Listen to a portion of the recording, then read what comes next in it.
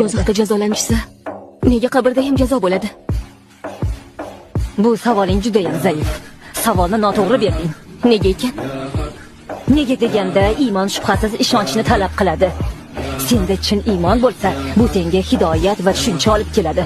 Qabr azobi Qur'onda ham, hadislarda ham bor. Buni yodda tutishing kerak. Bu mo'min musulmonning vazifasi qizim. Nega dinlar odamni qo'rqitadi? Senga o'xshagan juda ko'pini uchratganman. Ular dinga shubha bilan qarashadi.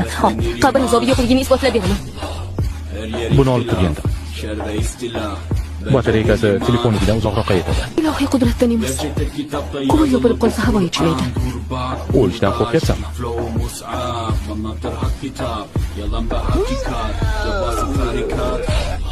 Robbing kim? Böyle olmaz derler. Onlar gibi düşünmedikçe çoban derler.